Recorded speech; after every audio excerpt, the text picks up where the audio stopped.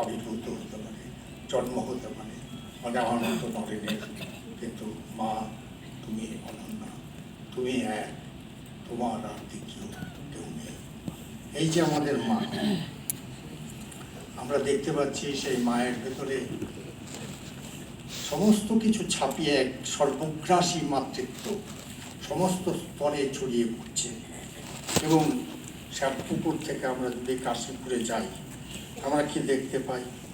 কাশীপুরে গিয়ে আমরা দেখতে পাই যে মা কে ঠাকুর বলছেন, আমি আর কি করেছি তোমার মনের ঢের করতে হবে।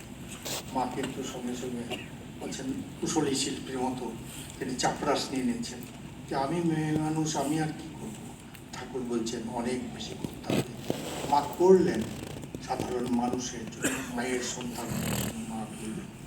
এবং এর আগে যদি দক্ষিণেশ্বরে আরেকবার আমরা প্রত্যাবর্তন করে দেখি যে সেই যে নহবতে সেখানে রুটি বেলা হচ্ছে, মোটা রুটি এবং মোটা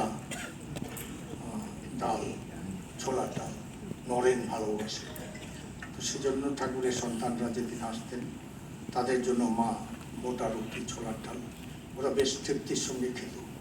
একদিন ঠাকুর এসে কৃত্রিম ভৎসনা সুরে মাকে বললেন যে দেখো, এই ছেলেদের এরা ধ্যান জপ করতে আসে, তুমি এত খাওয়ালে আর ধ্যান জপ কী করে করবে, এত বস বস করে ঘুমা।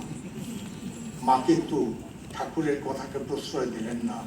মা বললেন ওটা তোমার ভাবতে হবে না, আমি দেখে নেব। অতএব মা জানতেন তিনি কে। তাই তো ঠাকুর বলেছিলেন লাটু মহারাজকে, ওরে লেটু, তুই যার সঙ্গে রুটি বেলিস তার আশীর্বাদ না হলে, ইচ্ছে না হলে মুক্তি হবে না। তিনি ছিলেন সেই জগদম্বা।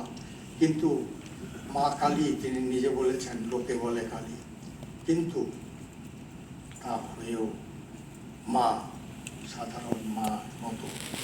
সাধারণ মায়ের মতো অন্য সমস্ত মায়ের মতো তিনি আমাদের কাছে, আমাদের কোলে তুলে নিয়েছেন, আমাদের দেখছেন, আমাদের লালন করছেন, আমাদের পালন করছেন।